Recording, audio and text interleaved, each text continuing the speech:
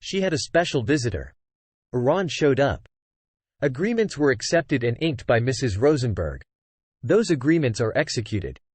Iran is no longer slowing us down. Brilliant. Wednesday. Point 4 Meetings with Rosenberg. Rosenberg also met with Sudani and GOI leaders.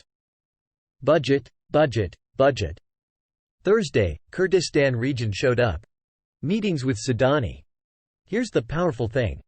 Barzani is all smiles. He is no longer concerned about salaries being paid because he believes Parliament will make the necessary decisions for payments. Monday, Sudani makes announcements through the special meeting televised throughout the country.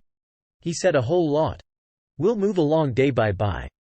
Of what has happened since Monday, where we're at now, where we're gonna be, and how close that finish line really is.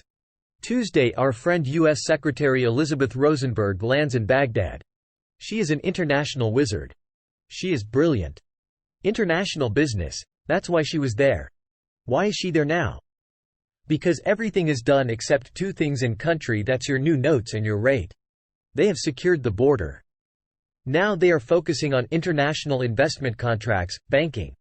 The Prime Minister of Iraq spoke to the Iraqi people for an hour and a half. You think he told them, oh, Iraq is a mess. Oh man, we're never going to see any value in our currency. The monetary and economic reform are a failure. I have a nightmare about our country. No. That speech was very, very reassuring to the Iraqi citizens that the monetary and economic reforms are here.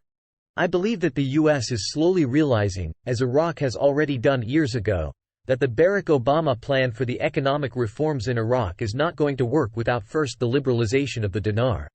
So, I called my CBI contact to get an update on the situation in Iraq.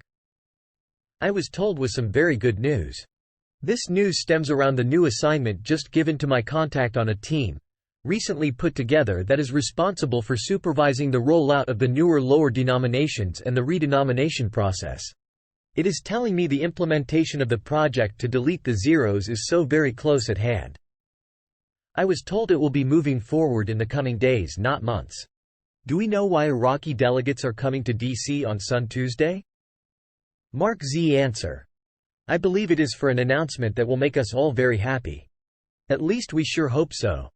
Experts in Iraqi economic affairs expected, on Friday, that the gap between the official and parallel prices will widen in the coming days or weeks, amid expectations that the dollar exchange rate will reach 160,000 dinars during this period.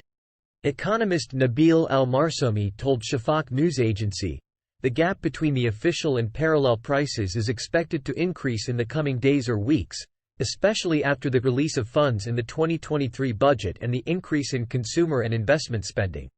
Al-Marsomi explained, the previous conditions are still the same, meaning as long as there are American sanctions on Iran that prevent official financial transfers through bank transfers to pay dues to Iranian trade, the gap will remain large and expand over time. He continued, the volume of Iranian exports to Iraq exceeds $10 billion annually, and these are currently being financed from the parallel market, by collecting travelers' dollars and transferring them to Iran.